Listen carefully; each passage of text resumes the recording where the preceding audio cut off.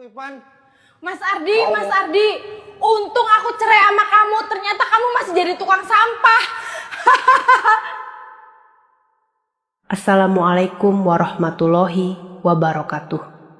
Bayangkan, seorang pria sederhana mendorong gerobak sampah setiap pagi di perumahan elit. Wajahnya penuh peluh, tapi matanya tetap tegar. Tiba-tiba, mantan istrinya keluar dengan seragam PNS, ditemani suami barunya seorang tentara. Ia menunjuk ke arah pria itu sambil menertawakan dan merendahkan. Hati siapa yang tak hancur diperlakukan seperti itu. Namun, 3 hari kemudian, semua berubah. Sosok yang dianggap hina itu berdiri di hadapan banyak orang dengan wibawa yang mengejutkan. Ternyata, sahabat semuanya, sebelum kita mulai cerita ini, tuliskan dulu di kolom komentar. Dari kota mana kalian menonton? Semoga dimudahkan segala urusannya, dilapangkan rezekinya, disehatkan badannya, dan dikabulkan semua hajat dunia akhirat oleh Allah Subhanahu wa Ta'ala. Amin ya Rabbal Alamin. Sekarang mari kita mulai ceritanya. Matahari baru saja merangkak naik di ufuk timur. Sinarnya menembus sela-sela genteng rumah di perumahan elit yang tenang. Jalanan masih basah oleh sisa hujan semalam. Aroma tanah bercampur dengan wangi rumput yang baru disiram embun. Burung-burung kecil berlarian di atap. Suara kicauannya bersahutan, seakan memberi salam pagi kepada setiap penghuni rumah megah di sana. Di tengah suasana itu, seorang pria dengan pakaian lusuh warna oranye tampak mendorong gerobak sampah tua yang berdecit setiap kali roda karatan itu berputar. Namanya Ardiansyah. Tubuhnya kurus, keringat sudah menetes meski pagi belum terlalu terik. Gerobaknya penuh dengan plastik, sisa makanan, dan aroma menyengat yang membuat orang lain menutup hidung jika melintas dekat dengannya. Namun wajah Ardi tetap tegar. Tatapannya kosong, tapi langkahnya mantap, seperti orang yang sudah terbiasa menanggung beban yang lebih berat dari sekadar karung sampah. Anak-anak kecil yang bermain bola di depan rumah langsung menyingkir sambil menutup hidung. "Ih, bau!" teriak salah seorang bocah, membuat yang lain tertawa keras. Ardi hanya tersenyum tipis, meski hatinya perih. Sudah bertahun-tahun ia mendengar cemoohan seperti itu. Tak lama, seorang ibu muda keluar dari rumah besar berwarna putih dengan pagar tinggi. Ia membawa kantong sampah, lalu meletakkannya ke gerobak Ardi dengan wajah jijik. "Mas, jangan terlalu lama dorong-dorong sampah di depan rumah saya. Ya, nanti bau masuk ke ruang tamu. Tamu saya sebentar lagi datang, katanya ketus." Ardi menunduk, mengangguk pelan. "Ya Bu," suaranya pelan, hampir tak terdengar, namun tetap sopan. Begitulah setiap hari. Pekerjaan ini membuatnya harus menelan pahitnya cibiran. Tapi bagi Ardi, rasa sakit itu sudah menjadi bagian hidup yang tak bisa ia hindari. Ada alasan besar mengapa ia memilih pekerjaan ini, meski banyak orang tidak tahu. Gerobak itu terus bergeser. Roda berdecit memecah keheningan. Dari kejauhan, tampak 2 sosok berjalan keluar dari rumah mewah bercat krem. Seorang pria berbadan tegap, mengenakan seragam hijau loreng, berwajah gagah dan penuh wibawa. Di sampingnya seorang wanita dengan rambut disanggul rapi, mengenakan seragam coklat muda PNS, yang disetrika rapi hingga licin. Senyum angkuh menghiasi wajahnya, seakan dunia berada di genggamannya. Wanita itu adalah Ratna. Ya, Ratna, mantan istri Ardi. Ardi berhenti sejenak. Gerobaknya tertahan, napasnya memburu. Tubuhnya sedikit gemetar, tapi ia berusaha tegar. Sementara itu, Ratna sudah melihatnya. Matanya menyipit, senyum mengejek tersungging di bibirnya. "Lihat Mas Bagus." Ratna menunjuk ke arah Ardi dengan jari telunjuknya. "Itu dia, tukang sampah yang dulu pernah jadi suami saya." "Hahaha, untung saya lepas dari dia. Bisa kebayang kalau saya masih hidup sama orang seperti itu." Pria tentara bernama Bagus itu ikut tertawa kecil. "Kamu serius, Ratna? Itu mantanmu?" Tanyanya dengan nada tak percaya. "Serius Mas, dialah orang yang dulu cuma kerja serabutan. tak punya masa depan. Untung saya pilih jalan yang benar. Sekarang saya PNS, suamiku tentara. Hidup saya terangkat, derajat saya naik. Decit roda, gerobak seakan menjadi irama pilu yang mengiringi hatinya yang retak. Jalanan perumahan itu sebenarnya indah. Paving block tersusun rapi, taman kecil terawat, pepohonan rindang yang memberikan kesejukan. Tapi bagi Ardi, semua keindahan itu justru terasa seperti tembok tinggi yang memisahkannya dari harga diri. Di tikungan berikutnya, Ardi kembali bertemu beberapa warga yang hendak berangkat kerja. Sebagian mengenakan kemeja rapi, sebagian lagi memakai seragam dinas. Mereka membawa tas kulit mengkilap, wangi parfum semerbak. Ketika melewati Ardi, ada yang sengaja menoleh sambil menutup hidung. Ada pula yang hanya melirik sinis. Ya Allah, beginikah nasib orang yang hina? Bisik Ardi dalam hati, menundukkan kepala lebih dalam.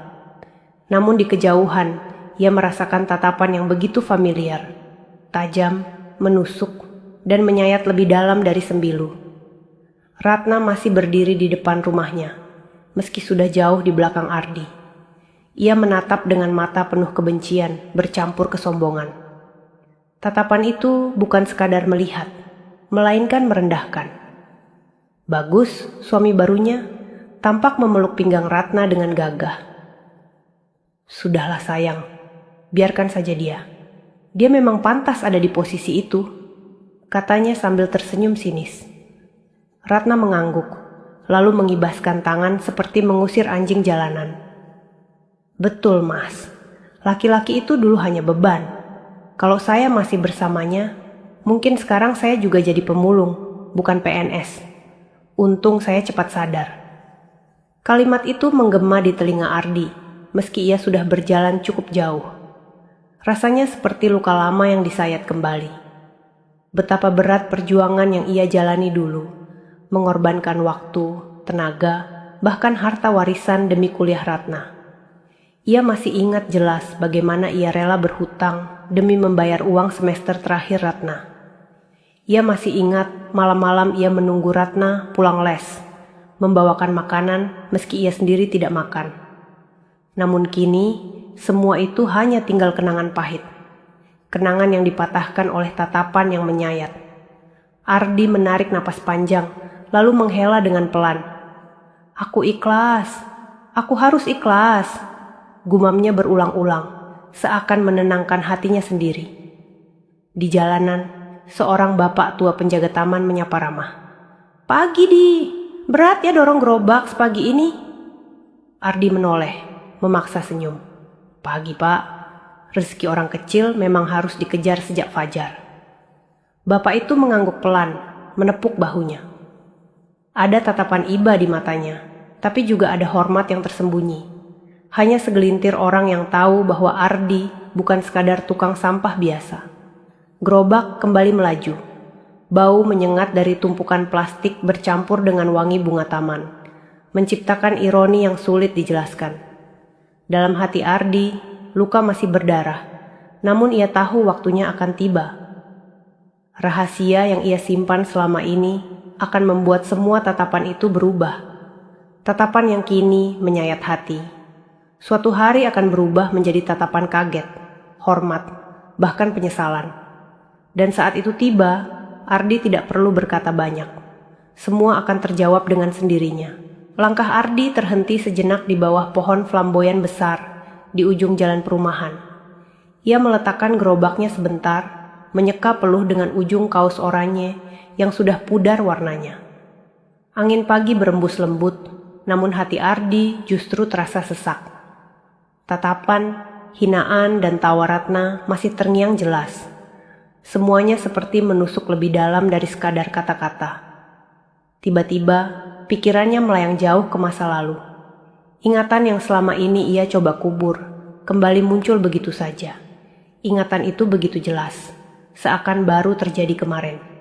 Ardi teringat masa ketika ia dan Ratna masih bersama, masih suami istri. Waktu itu hidup mereka memang sederhana, bahkan cenderung kekurangan. Ardi bekerja serabutan, kadang menjadi kuli angkut di pasar, kadang membantu tukang bangunan. Pekerjaannya tak menentu, penghasilannya pun kecil. Namun, ia selalu berusaha keras agar kebutuhan rumah tangga mereka terpenuhi. Sementara Ratna punya ambisi besar. Ia ingin menjadi pegawai negeri, ingin hidup mapan, ingin punya status yang bisa dibanggakan. Setiap malam Ratna belajar keras, ikut bimbingan tes, membeli buku-buku latihan soal. Dan siapa yang menopang semua itu? Ardi. Ardi masih ingat betul bagaimana ia menjual sawah warisan kecil peninggalan ayahnya. Uang itu digunakan untuk membayar biaya kuliah Ratna. Bahkan motor butut yang biasa ia pakai, bekerja pun rela ia jual untuk membeli laptop dan printer agar Ratna bisa mengerjakan tugas kuliah dengan baik. Mas, nanti kalau aku jadi PNS, kita bisa hidup enak. Kamu nggak usah capek-capek kerja kasar lagi, kata Ratna suatu malam saat Ardi menemaninya belajar. Ardi tersenyum, matanya berbinar penuh harapan. Aku percaya sama kamu, Nah. Aku ikhlas jual sawah, jual motor, asal kamu berhasil. Aku cuma ingin lihat kamu bahagia. Kata-kata itu masih terngiang jelas di kepala Ardi. Betapa besar cintanya waktu itu, betapa tulus pengorbanannya. Tapi semuanya kandas begitu saja. Begitu Ratna diterima jadi PNS, sikapnya berubah drastis. Ia mulai merasa dirinya lebih tinggi, lebih pintar, lebih berharga. Ardi dianggap hanya beban. Hari-hari penuh pertengkaran pun datang. Ratna sering membandingkan Ardi dengan laki-laki lain yang punya pekerjaan tetap. Hingga akhirnya Ratna memilih jalan sendiri, menggugat cerai, meninggalkan Ardi, dan beberapa bulan kemudian menikah dengan Bagus, seorang tentara muda. Ingatan itu membuat dada Ardi semakin sesak. Ia menunduk, memejamkan mata, menahan air mata agar tidak jatuh. Tapi sudut matanya tetap basah, kilau air bening itu tak bisa ia cegah. Gerobak sampah di depannya tampak buram oleh pandangan yang berkaca-kaca. Ia menghela napas panjang, mencoba menguatkan diri. Ya Allah, aku ikhlas. Semua pengorbananku dulu biarlah jadi amal. Kalau dia memilih meninggalkan aku, mungkin memang sudah takdir. Tapi engkau tahu, engkau pasti tahu isi hatiku. Dengan langkah berat, Ardi kembali mendorong gerobak. Ingatan itu masih menusuk, namun ia tahu waktunya akan tiba. Masa lalu yang ia kubur mungkin pahit, tapi justru dari sanalah Allah membukakan jalan yang lebih indah. Rahasia yang ia simpan selama ini, perlahan tapi pasti, akan mengubah semua pandangan orang, termasuk Ratna, wanita yang pernah ia cintai dengan sepenuh hati. Langkah Ardi membawa gerobaknya semakin jauh dari rumah Ratna, tapi suara yang menusuk telinga itu masih bergema jelas. Kata-kata kasar, ejekan, dan tawa menghina dari mulut orang yang dulu ia cintai, kini menjadi belati yang menoreh hatinya tanpa ampun. Setiap roda gerobak berputar, setiap decit yang terdengar, seolah mengulang kembali ucapan Ratna barusan. Hidup sama orang kayak kamu itu memalukan. Untung aku lepas dari kamu. Ardi berhenti di dekat tong sampah besar di ujung jalan. Ia menunduk, menumpahkan karung plastik yang sudah penuh ke dalamnya. Tangannya gemetar, bukan karena lelah, melainkan karena luka batin yang tak bisa ditahan. Keringat bercampur air mata yang jatuh tanpa ia sadari. Di sekitar, beberapa tetangga yang sedang menyapu halaman memperhatikannya. Ada yang berbisik sambil tersenyum sinis. Ada pula yang terang-terangan menertawakannya. Kasihan ya, mantan istrinya PNS, suaminya tentara, dia cuma tukang sampah, kata seorang ibu setengah baya sambil menunjuk ke arah Ardi. Yang lain menimpali. Ya pantas saja ditinggalkan. Mana ada perempuan betah sama laki-laki begini. Ardi mendengar semua itu. Meski mereka bicara lirih, telinganya menangkap jelas. Hatinya kembali terkoyak. Ia ingin berteriak, ingin menjelaskan bahwa semua yang Ratna capai dulu adalah hasil keringatnya. Tapi ia memilih diam. Diam, meski kata-kata itu seperti ribuan duri yang menancap. Luka dari kata-kata memang tak terlihat, tapi sakitnya lebih dalam daripada luka fisik. Ardi menegakkan tubuhnya, berusaha mengendalikan perasaan. Ia menarik napas panjang, menatap ke langit yang biru. Ya Allah, kalau memang ini jalan yang harus aku lalui, aku terima, aku sabar. Namun dalam hatinya yang paling dalam, ada bara kecil yang tetap menyala. Bukan bara dendam, melainkan bara harga diri. Bara itulah yang membuatnya tetap berdiri meski terus dihina. Bara itulah yang membuatnya kuat menyimpan rahasia yang kelak akan mengejutkan semua orang. Gerobaknya kembali melaju, melewati rumah demi rumah.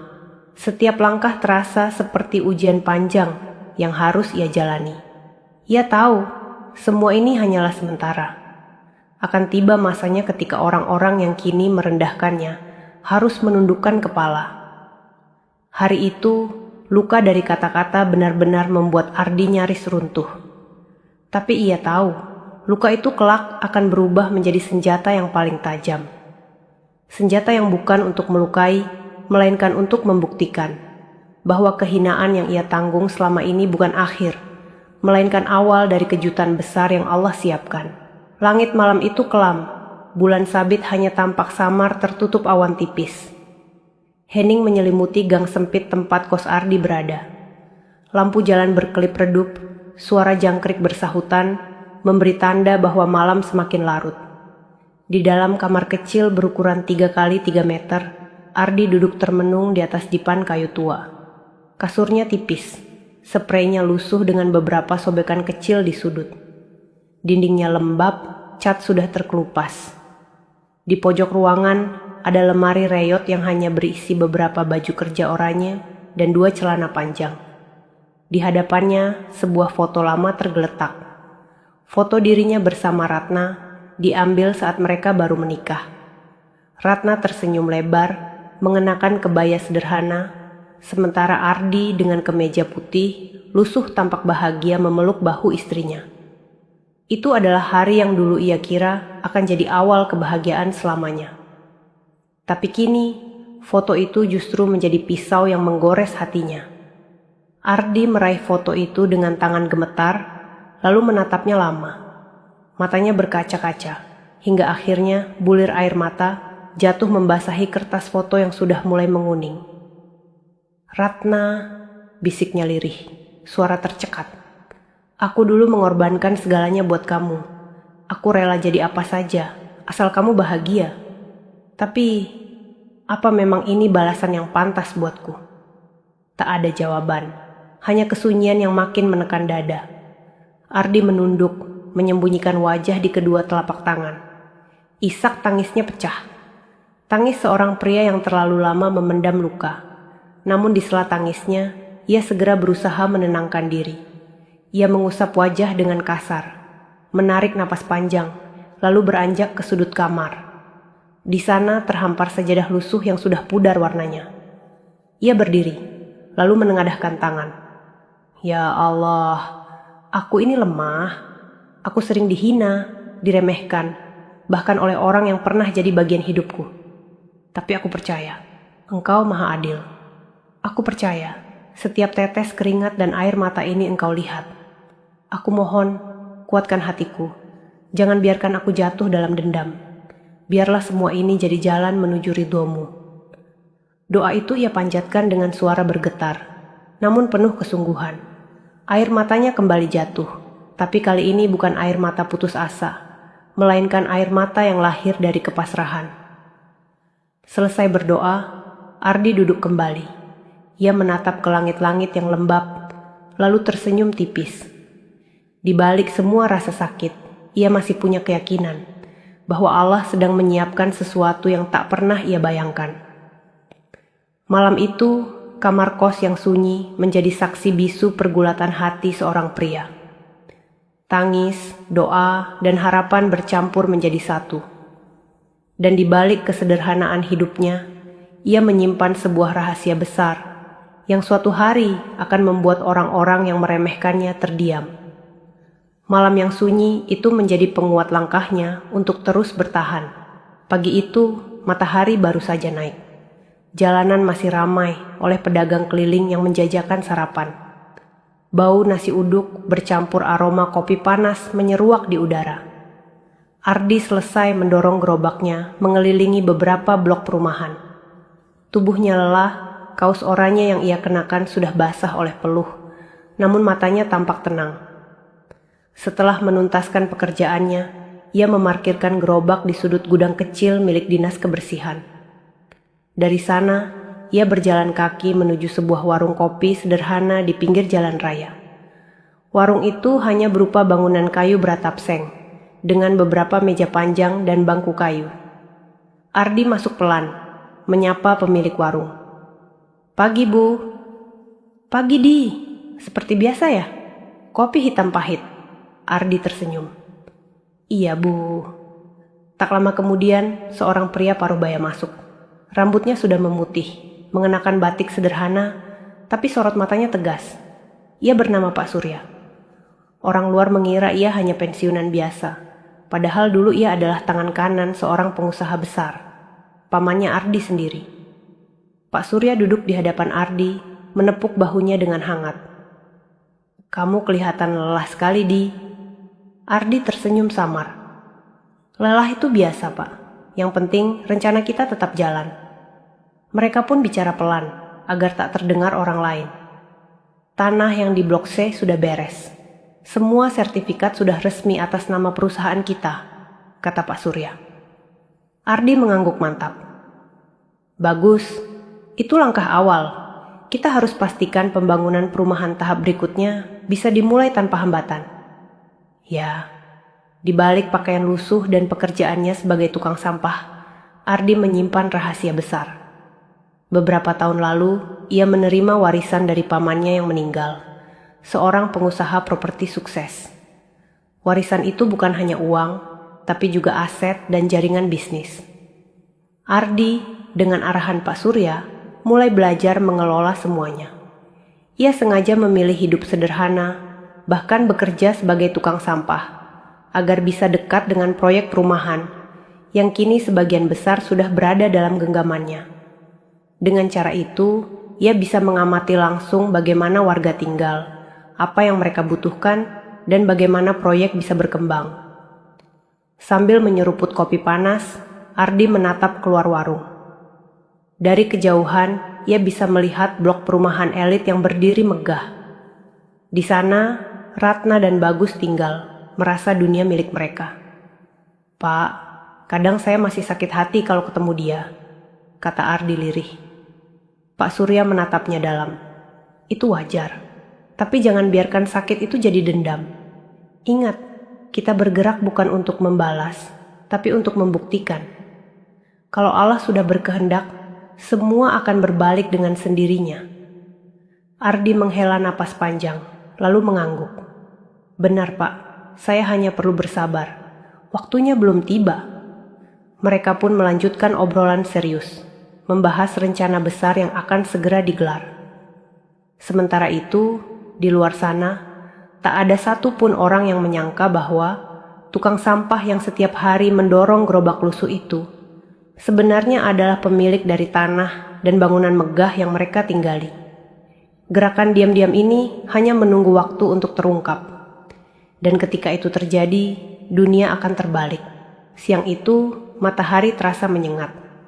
Jalanan perumahan sepi, hanya terdengar suara burung sesekali dari pepohonan yang rindang. Ardi mendorong gerobaknya pelan, tubuhnya sudah letih setelah berkeliling sejak pagi.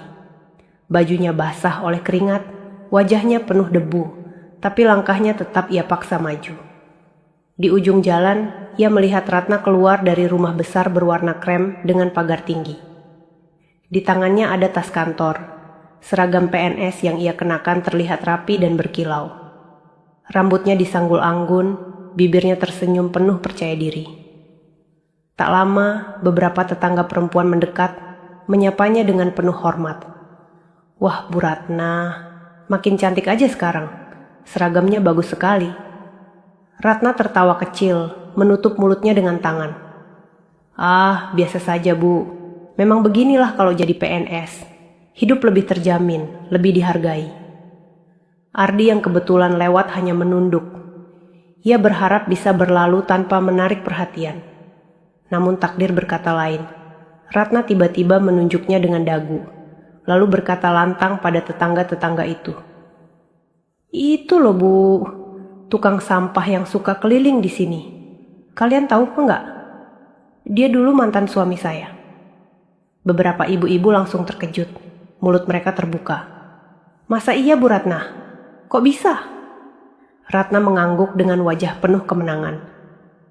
Iya, benar. Dulu saya sempat bodoh menikah dengan dia. Kerjaannya serabutan, nggak jelas, nggak punya masa depan. Untung saya sadar dan lepas darinya. Coba bayangkan kalau saya masih hidup sama dia. Mungkin sekarang saya juga jadi pemulung, bukan berdiri gagah sebagai PNS seperti sekarang. Tawa kecil pecah dari mulut ibu-ibu itu.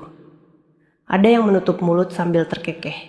Ada pula yang menggeleng sambil berkata lirih.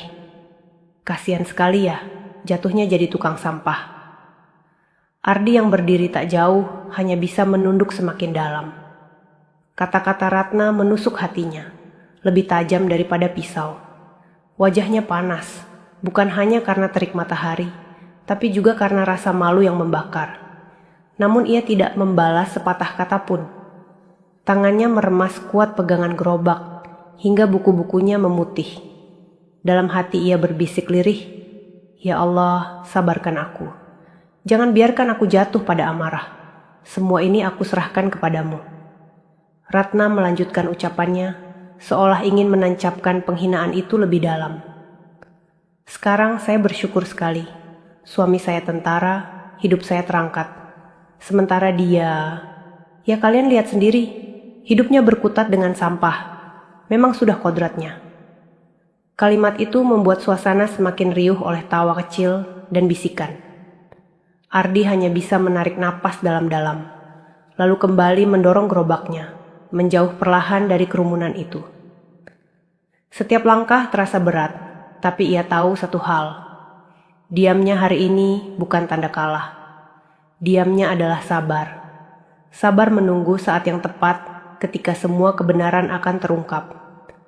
Dan hari itu semakin dekat. Sore itu udara perumahan terasa berbeda. Biasanya selepas jam kerja hanya terdengar suara anak-anak bermain sepeda atau ibu-ibu bercengkrama di teras rumah. Namun kali ini semua mata warga tertuju pada sebuah kertas pengumuman yang ditempel di papan informasi dekat pos satpam. Tulisan di kertas itu cukup jelas. Diberitahukan kepada seluruh penghuni perumahan Gria Asri untuk menghadiri rapat warga pada hari Jumat malam di balai pertemuan. Kehadiran wajib karena akan ada pertemuan langsung dengan pemilik utama perumahan. Warga yang membaca langsung berbisik-bisik. Pemilik utama perumahan, siapa ya? Selama ini kita hanya tahu pengelola. Iya, biasanya kita cuma ketemu manajer lapangan. Kenapa sekarang tiba-tiba pemilik besarnya mau datang? Pasti ada yang penting. Jangan-jangan mau ada pembangunan baru. Suasana makin ramai. Para pria membicarakannya di warung kopi, sementara ibu-ibu menyebarkan kabar itu dari rumah ke rumah. Ratna yang baru pulang kantor juga mendengar kabar itu. Dengan wajah angkuh, ia ikut nimbrung dalam obrolan di depan rumahnya. Kalau pemilik utama perumahan ini datang, pasti orangnya luar biasa kaya. Wajar saja kalau tinggal di sini harus patuh sama aturan mereka. Bagus, suaminya, menimpali dengan nada bangga. Ya, biasanya pemilik begitu pasti dari kalangan pengusaha besar. Kita harus tampil rapi nanti. Jangan sampai kalah wibawa. Ratna tersenyum penuh percaya diri. Betul, Mas. Aku ingin duduk paling depan biar langsung bisa bertatap muka. Di sisi lain, Ardi yang sedang mendorong gerobak juga mendengar kabar itu dari satpam perumahan. Ia berhenti sejenak, membaca pengumuman itu dengan seksama. Matanya menatap tajam ke arah tulisan yang baginya, bukan sekadar kabar biasa, tapi tanda bahwa waktunya sudah hampir tiba. Jumat malam, gumamnya lirih. Ada sedikit getar di suaranya, antara haru dan tegang. Ia tahu, hari itu akan menjadi titik balik dari semua hinaan yang selama ini ia terima. Namun, ia tetap tenang. Ia tidak boleh gegabah. Ia menunduk, pura-pura tidak tertarik, lalu kembali mendorong gerobaknya sambil berdoa dalam hati. Ya Allah, jika ini memang waktunya, jadikan pertemuan itu sebagai jalan kebenaran. Biarkan semua melihat bukan siapa aku dulu, tapi siapa aku sebenarnya sekarang. Sore itu, langit perlahan memerah. Anak-anak berlarian mengejar layang-layang. Ibu-ibu masih sibuk bergosip tentang siapa pemilik perumahan yang akan datang. Sementara Ardi berjalan perlahan meninggalkan papan pengumuman itu. Ia tahu, 3 hari lagi semuanya akan berubah. Hari pertama setelah pengumuman rapat, suasana perumahan dipenuhi gosip. Semua orang sibuk menebak-nebak siapa sosok pemilik utama yang akan hadir. Ada yang bilang pengusaha kaya dari Jakarta, ada yang menduga pejabat tinggi, ada pula yang menyebut pengembang besar dengan jaringan luas. Ratna merasa dirinya paling berhak terlihat menonjol di hadapan sosok itu. Pagi itu, ia sengaja mengenakan seragam PNS terbaiknya ketika berangkat, lalu berkata pada tetangganya dengan nada sombong, "Nanti pas rapat, saya mau duduk di depan. Biar kelihatan kalau saya juga orang penting di sini. Suami saya tentara, saya PNS, masa sih nggak dihargai?" Tetangga hanya tersenyum kaku, tapi ada yang mengangguk setuju agar tak dianggap meremehkan Ratna. Ardi yang kebetulan lewat dengan gerobaknya mendengar semua ucapan itu. Ia menunduk dalam, pura-pura tidak peduli, meski di dadanya ada rasa getir yang sulit ditahan. Lagi-lagi Ratna menyombongkan diri, tanpa tahu bahwa orang yang ia remehkan justru adalah sosok yang akan membuat semua terdiam 3 hari lagi. Hari kedua, suasana semakin panas. Beberapa warga mulai menyiapkan pakaian terbaik. Bahkan ada yang bilang akan membawa buah tangan sebagai tanda hormat. Ratna semakin berlebihan. Ia sengaja memanggil beberapa ibu-ibu ke teras rumahnya dan mulai bercerita panjang lebar tentang kehidupan mapannya. Kalau kalian mau tahu, hidup bahagia itu caranya jangan salah pilih pasangan. Coba lihat saya, dulu hampir hancur gara-gara nikah dengan tukang serabutan. Untung saya lepas, sekarang suami saya tentara, hidup saya lebih terjamin. Ardi yang sedang lewat lagi-lagi jadi bahan tontonan. Ratna sengaja menunjuknya di depan semua orang. "Itu orangnya, lihat sendiri kan?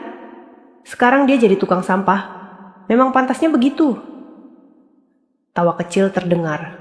Beberapa ibu menutup mulut sambil terkekeh. Ardi hanya bisa menelan luka itu. Tangannya semakin kuat menggenggam kayu gerobak, matanya panas, namun ia tetap diam. Hari ketiga, menjelang rapat, tekanan semakin bertubi-tubi. Ratna bahkan sempat mendekati Ardi langsung ketika ia sedang memungut sampah di depan rumahnya. Dengan senyum sinis, Ratna berbisik cukup keras, agar tetangga lain mendengar. Kamu sadar nggak sih? Kamu itu hina. Sampai mati pun kamu nggak akan bisa setara dengan aku. Aku sekarang PNS, suamiku tentara. Kamu cuma tukang sampah. Jangan pernah berharap bisa angkat kepala di hadapanku lagi. Ardi terdiam. Suaranya tercekat, hatinya terasa terbakar. Namun ia menatap Ratna sejenak, lalu berkata lirih dengan nada tenang. "Ratna, semua yang ada di dunia ini tidak selamanya. Derajat bisa berbalik kapan saja. Jangan pernah merasa paling tinggi."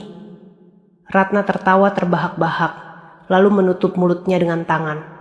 Haha, omongan macam itu hanya keluar dari orang gagal.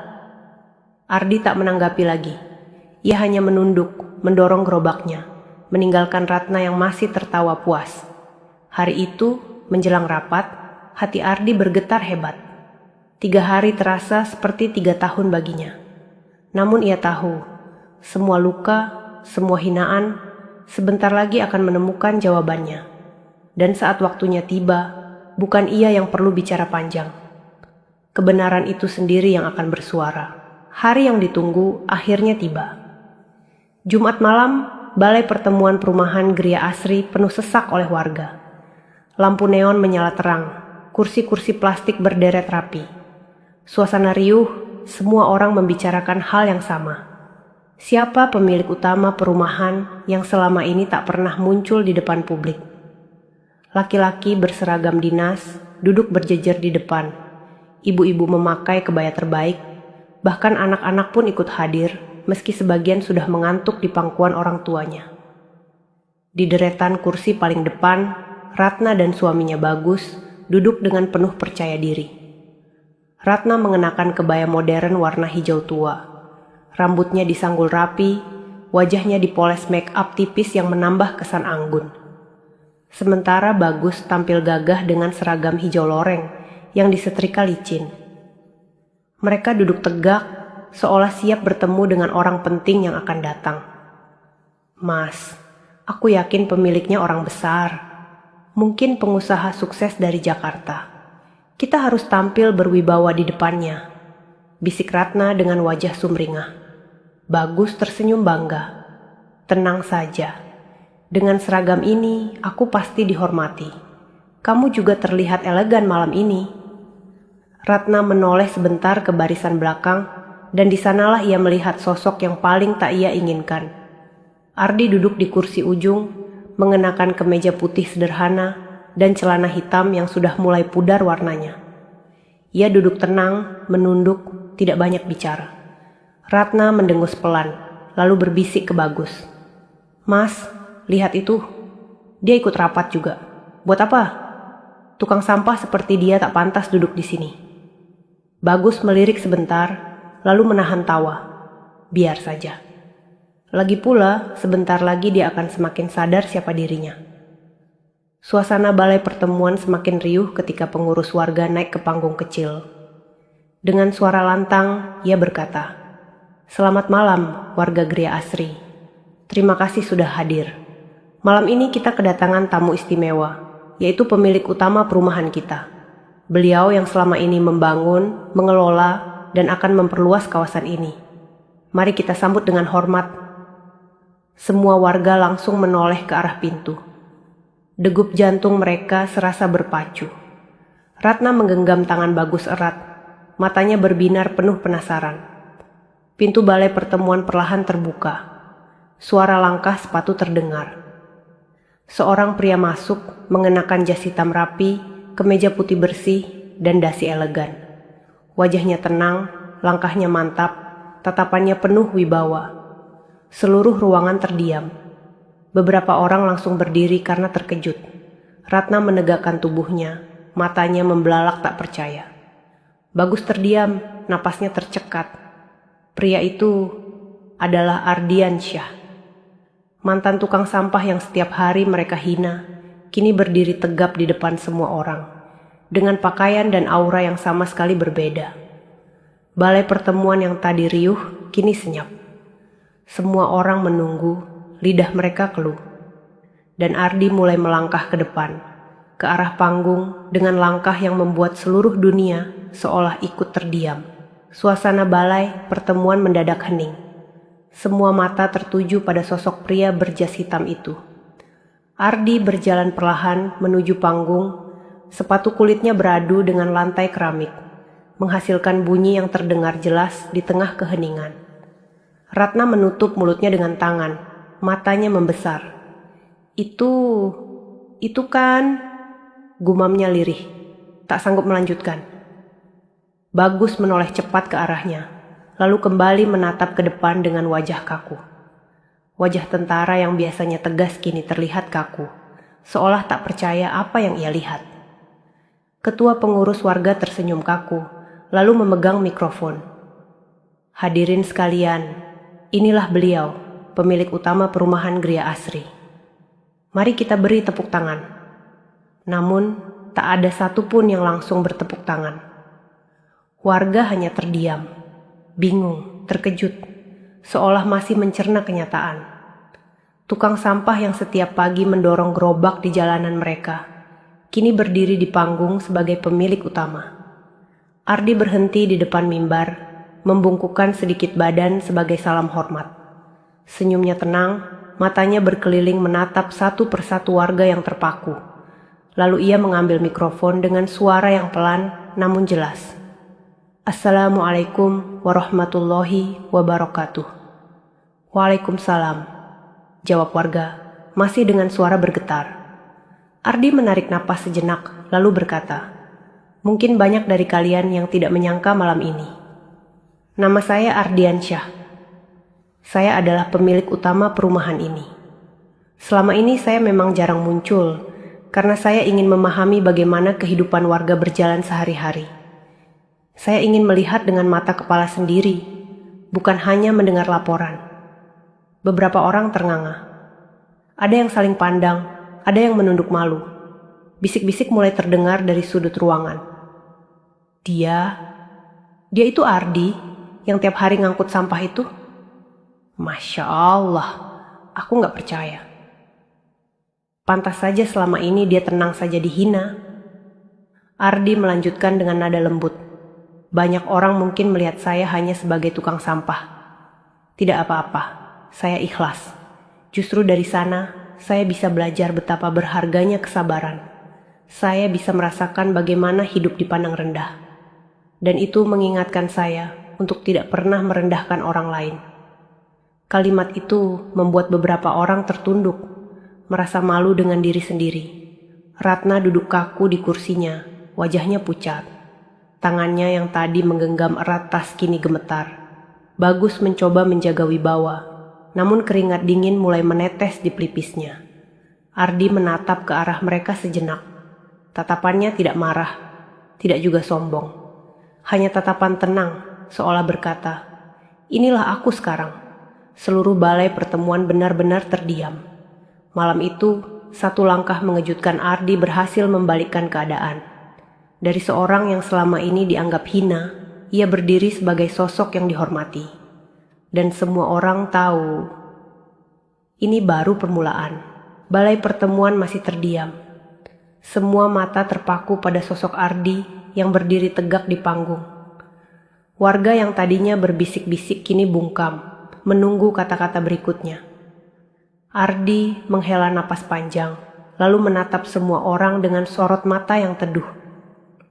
Banyak yang mungkin bertanya, bagaimana seorang yang kalian kenal sebagai tukang sampah bisa berdiri di sini, sebagai pemilik utama perumahan ini? Suara langkah kecil terdengar. Beberapa orang menegakkan badan agar lebih jelas mendengar.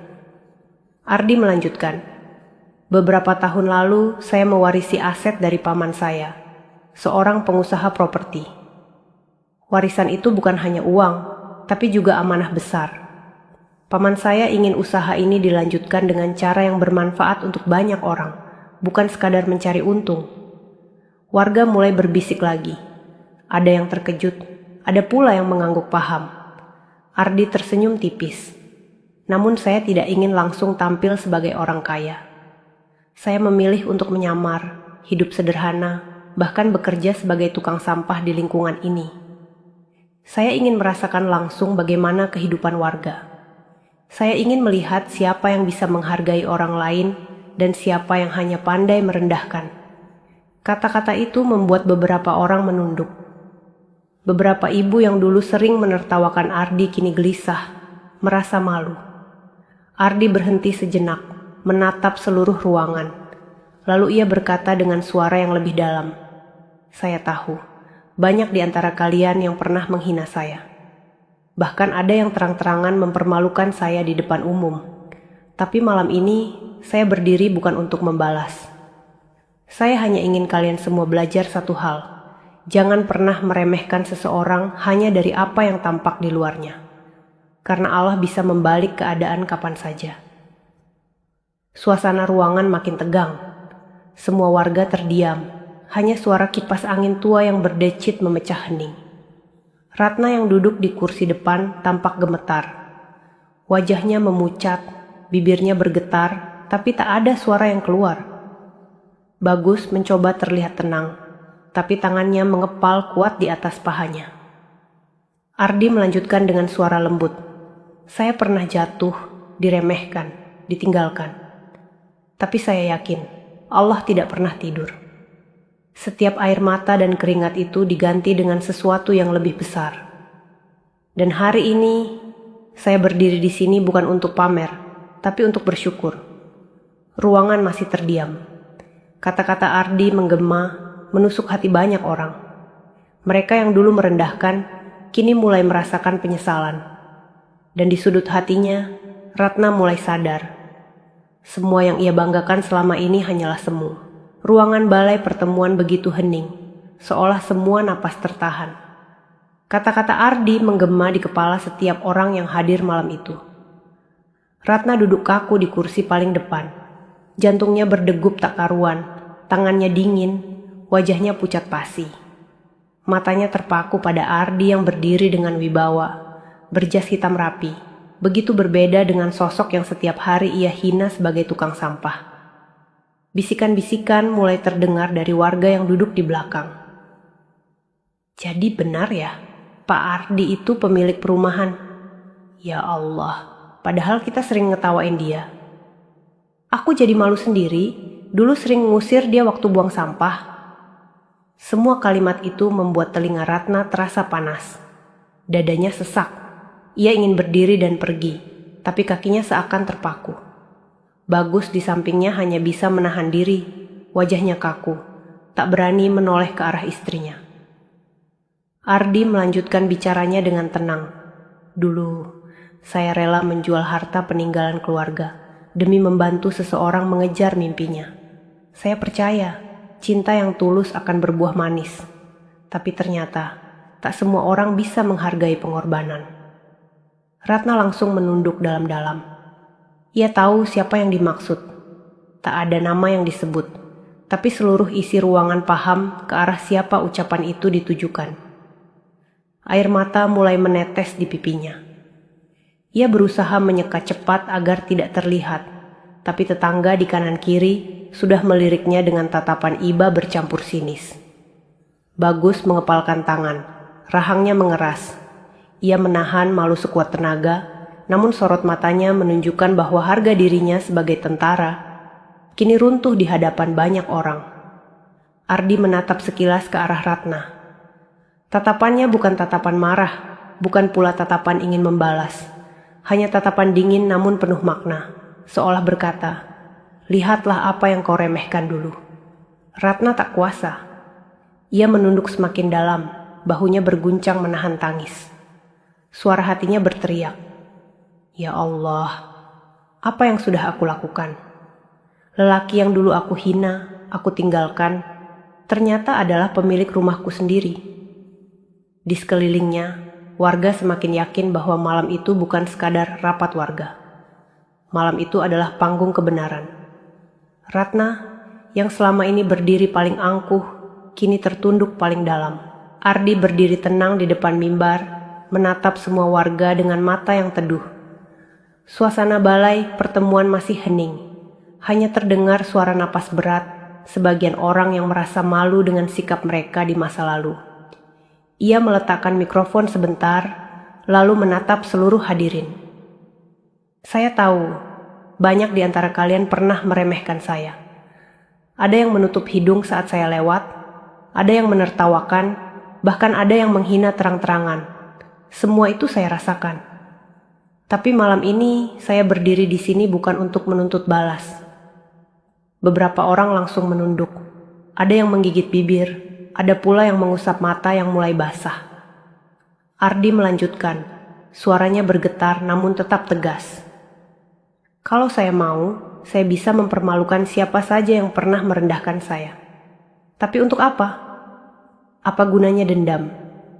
Bukankah semua yang kita jalani di dunia ini hanya sementara? Derajat bisa Allah angkat, bisa pula Allah jatuhkan, hanya dalam sekejap.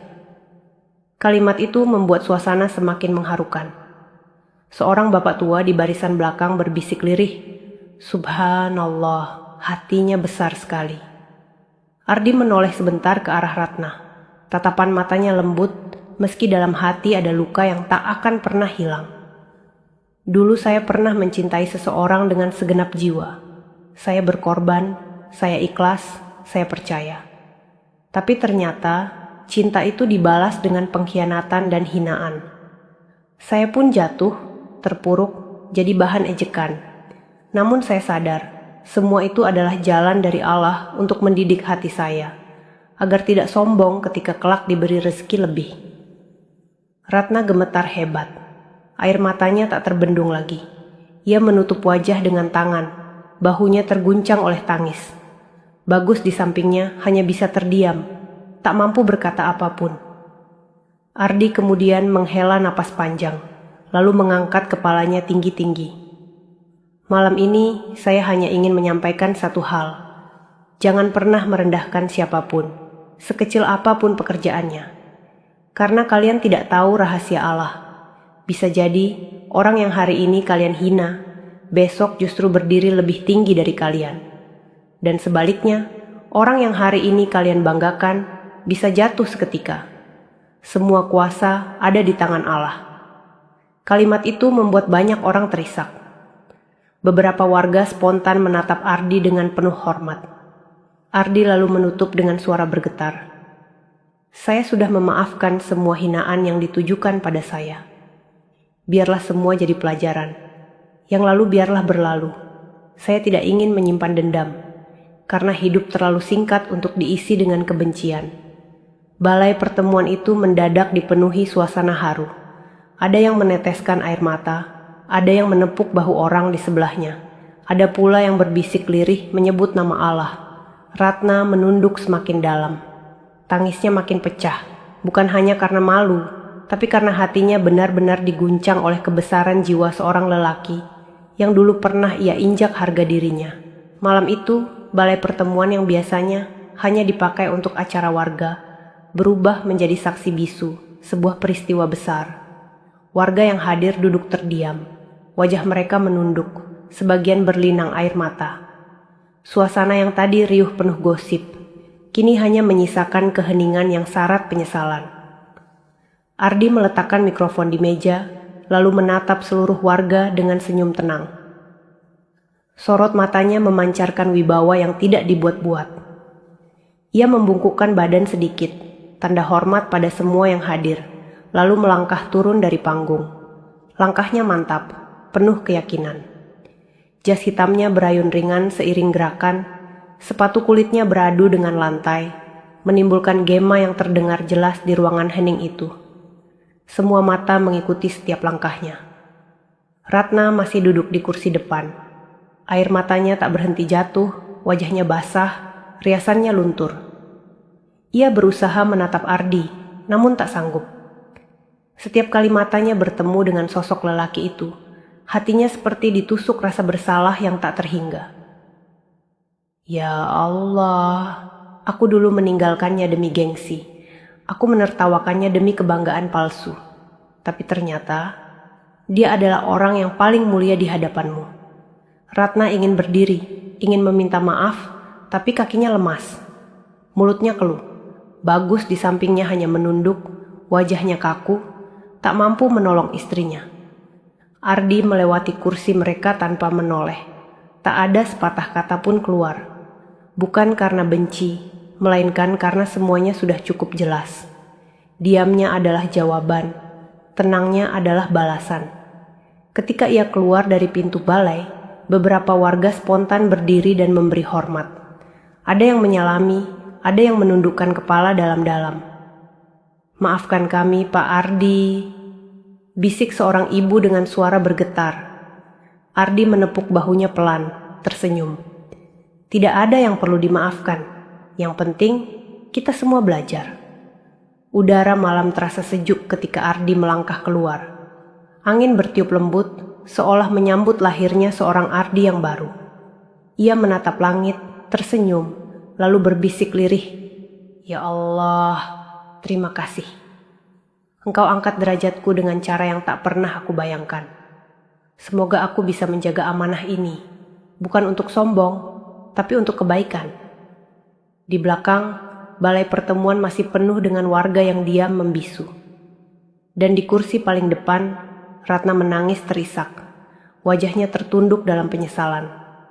Ia sadar, segala kesombongan dan caci makinya kini kembali pada dirinya sendiri. Namun semuanya sudah terlambat. Ardi sudah memilih jalan barunya. Jalan yang penuh wibawa, ikhlas, dan ridho Allah. Malam itu, kisah seorang tukang sampah yang dihina berubah menjadi cerita tentang kebesaran hati dan pembalikan takdir yang hanya Allah mampu ciptakan.